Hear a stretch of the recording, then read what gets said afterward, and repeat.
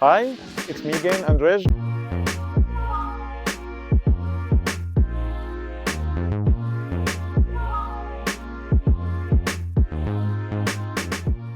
First, I need to apologize to the naysayers, because in one of my previous segments, I said that naysayers might be proven wrong when criticizing the Yamaha Niken. I don't want to offend anyone, but I just don't like it when someone judges a motorcycle before actually riding it. I had the chance to spend the whole day. I rode 300 kilometers on all kinds of roads, bumpy, smooth, grippy, and dirty on the new Yamaha Niken.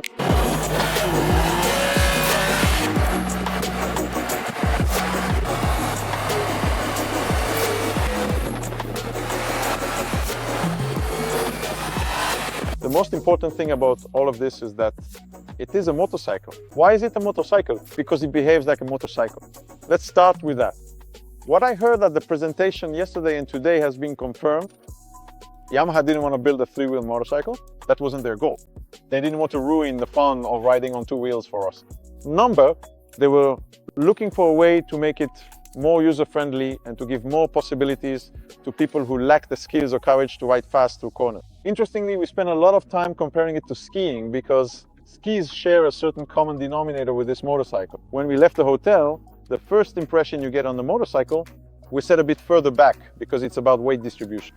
I set off riding the motorcycle. The first turn, all right, this is a motorcycle. At low speed, it's a bit different, but I exit the turn. I go exactly where I looked, where it turned. All right, cool, we're riding. I shift it over. Hey, this is like, the motorcycle is heavy, but it's very responsive to changes in direction. Then we got to the first turns where the guide didn't hold back. And what happened? You just go and ride. You don't even think about the fact that it's a three-wheeler. You think about the fact that this is a motorcycle that handled the turn really well, and engineers say that 45 degrees is the limit. I think we went just a little bit beyond that limit.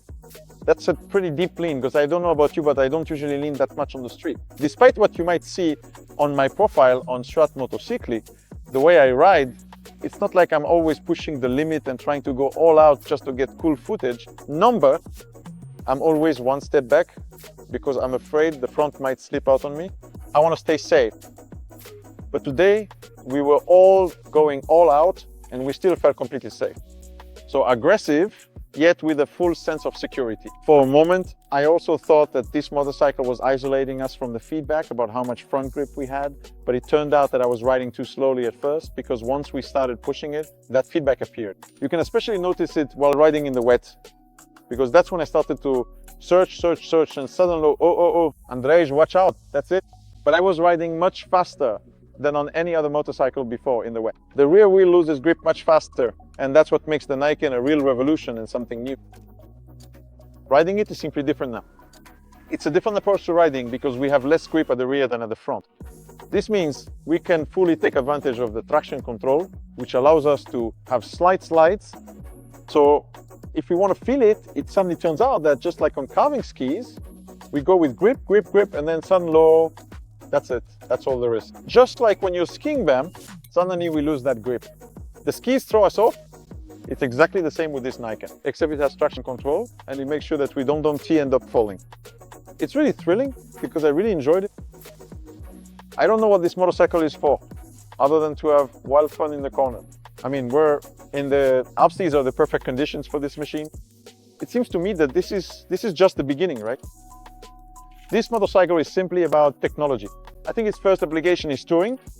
If we were to add panniers and then take this motorcycle on an extended trip, we would undoubtedly have much more safety and security in all conditions, and we would certainly have a lot more enjoyable fun than on a conventional standard motorcycle. We will now see what happens next. What is certain is that the engineers behind this project and all the technology, it's genius. It's simply genius to create something so complex, yet at the same time so simple in how it feels. Because after all, it's still a motorcycle.